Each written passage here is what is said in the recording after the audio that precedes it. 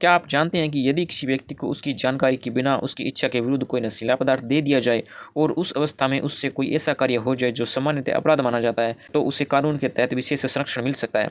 भारतीय न्याय संहिता 2023 की धारा 23 इसी विषय से संबंधित है। यह धारा बताती है कि यदि कोई व्यक्ति मतता की अवस्था में किसी कार्य को करते समय यह समझने में असमर्थ था कि वह कार्य कर रहा है या उसका कार्य गलत है अथवा कानून के विरुद्ध है, तो उसकी यह मतता उसकी इच्छा से नहीं बल्कि उसकी जानकारी के बिना या उसकी इच्छा के विरुद्ध उत्पन्न हुई है, तो उसका कार्य अपराध नहीं माना जाएगा। ध्यान देने वाली बात यह है कि यह संरक्षण केवल अनिच्छुक मतता की स्थिति में मिलता है।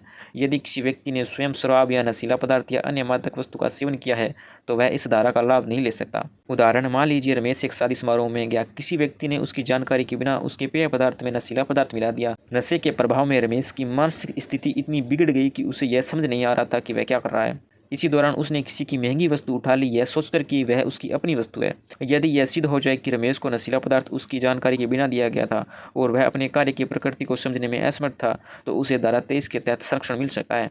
धारा 23 का उद्देश्य ऐसे निर्दोष व्यक्तियों को दंड से बचाना है जिनकी निर्णय लेने की क्षमता किसी अन्य व्यक्ति के कारण समाप्त हो गई हो। कानून यह मानता है कि अपराध के लिए व्यक्ति में सही और गलत का ज्ञान होना आवश्यक है। जब यह क्षमता उसकी इच्छा के विरुद्ध छिन जाए तो उसे अपराधी नहीं माना जाना चाहिए। निष्कर्ष, भारतीय न्याय संहिता की धारा 23 यह सुनिश्चित करती है कि जिस व्यक्ति को उसकी जानकारी के बिना उसकी इच्छा के विरुद्ध नशे की अवस्था में पहुंचा दिया गया हो, वह अपने कार्य की गंभीरता को समझने में असमर्थ हो, उसे केवल उस कारण से अपराधी न ठहराया जाए। यह प्रावधान न्याय और उसकी निष्पक्षता के सिद्धांत को मजबूत बनाता है। ऐसे ही इन्फॉर्मेटिव वीडियोस अगर आप और देखना चाहते हैं तो आप हमारे पेज को फॉलो कर सकते हैं और हमारे चैनल को सब्सक्राइब कर सकते हैं। धन्यवाद।